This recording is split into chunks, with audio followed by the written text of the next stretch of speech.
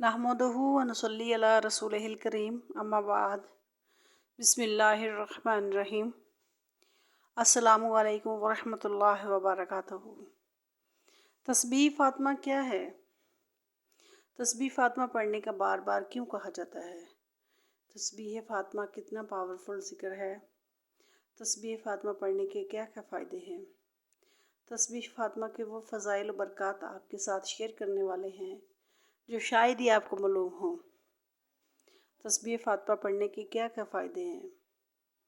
मुकम्मल तफसील जानने के लिए वीडियो को आखिर तक ज़रूर देखिएगा।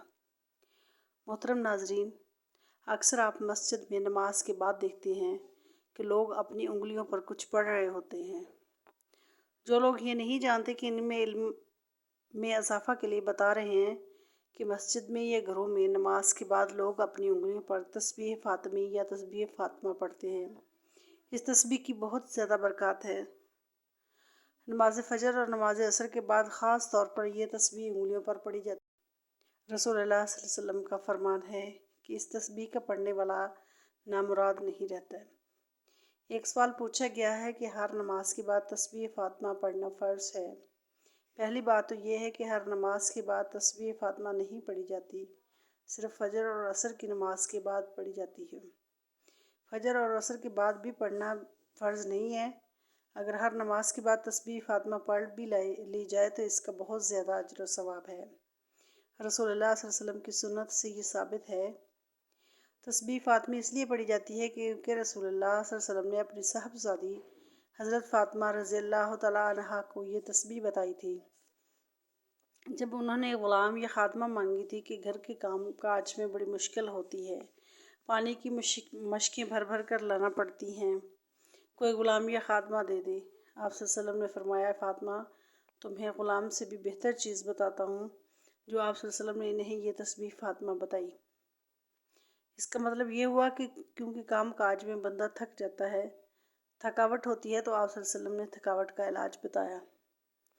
ये एक टॉनिक है, आपकी क़ुव्वत के लिए, थकावट दूर करने के लिए एक विटामिन है। हज़रत फ़ातिमा रज़ियल्लाहु अन्हा ने मांगा तो ग़ुलाम था, तो आपने तस्बीह दे दी। आप चक्की पीसती थी, घर के काम काज करती थी, पानी की मशकें उठा उठा कर आपके जिस्म पर निशान पड़ गए थे, इसलिए आप चाहती थी कि ग़ुलाम मिल जाए तो ज़रा सहूलत हो जाएगी।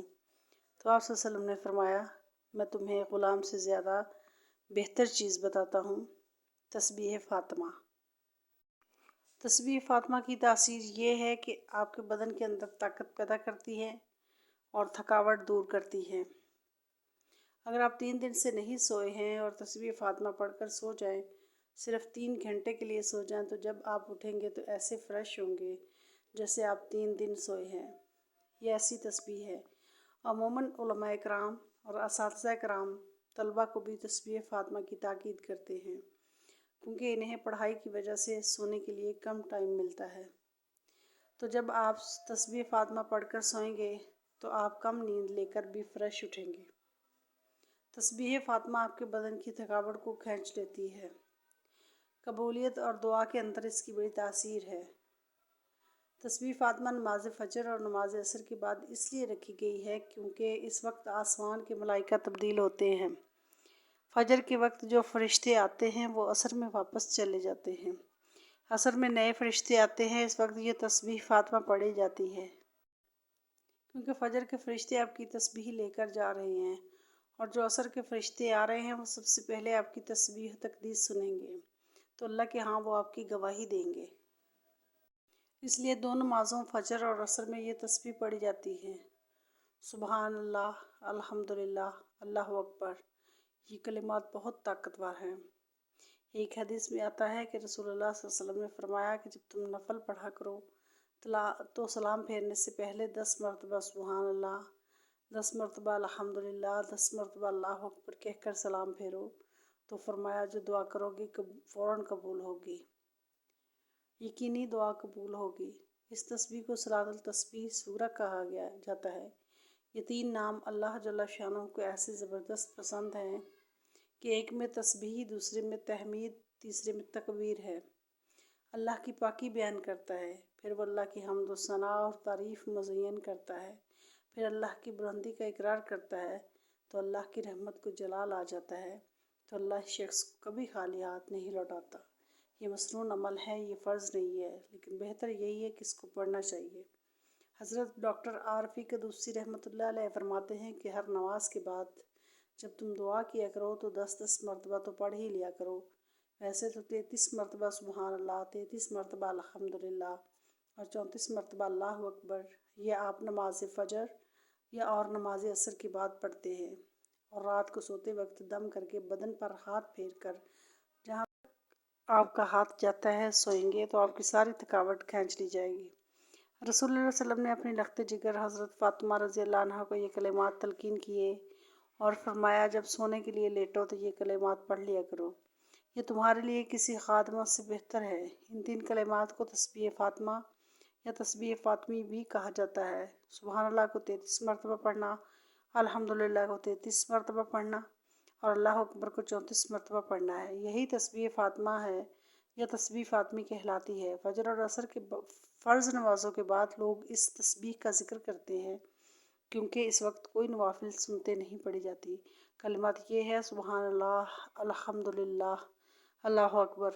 عموماً لوگ ظہر، مغرب اور عشاء کی مکمل نماز کرنے کے بعد یہ تسبیح پڑھتے ہیں۔ علماء کرام فرماتے ہیں کہ ہر نماز کے بعد دعا مانگو تو دعا سے پہلے 10 مرتبہ سبحان اللہ، 10 مرتبہ الحمدللہ اور 10 مرتبہ اللہ اکبر پڑھ کر دعا مانگا کرو۔ جو دعا مانگو گے انشاءاللہ قبول ہوگی۔ یہ بہت بابرکت عمل ہے، اس کو کرنا چاہیے۔ ذکر اللہ سے مراد صرف تسبیحات کا اہتمام ہی نہیں بلکہ قرآن کی تلاوت، نوافل کا اہتمام اور دینی کتب کا مذاکرہ، پڑھنا یا پڑھانا، مراقبہ اور دیگر عبادات بھی شامل ہیں۔ ذکر اللہ کے حوالے سے قرآن و حدیث میں بے شمار ارشادات ہیں۔ اللہ تعالیٰ کا ارشاد ہے، ترجمہ: نیک صفات مومن مردوں اور عورتوں کے ساتھ ساتھ اللہ تعالیٰ کو کثرت سے یاد کرنے والے مردوں اور عورتوں کے لیے اللہ نے مغفرت اور اجر عظیم تیار کر رکھا ہے۔ ایک اور جگہ ارشاد فرمایا، اے ایمان والو، تم اللہ کا خوب کثرت سے ذکر کیا کرو اور صبح و شام اس کی تسبیح کرتے رہو۔ ایک اور مقام پر ارشاد باری تعالیٰ ہے، جو لوگ اللہ پر ایمان لائے سمجھ لو کہ اللہ کے ذکر میں ایسی خاصیت ہے کہ اسی سے دلوں کو اطمینان ملتا ہے۔ سورہ رعد۔ ایک حدیث شریف میں ہے، حضرت معاذ بن جبل رضی اللہ عنہ کی روایت ہے کہ رسول اللہ صلی اللہ علیہ وسلم کا ارشاد ہے، عذاب قبر سے نجات دینے والا کسی آدمی کا کوئی عمل اللہ کے ذکر سے بڑھ کر نہیں۔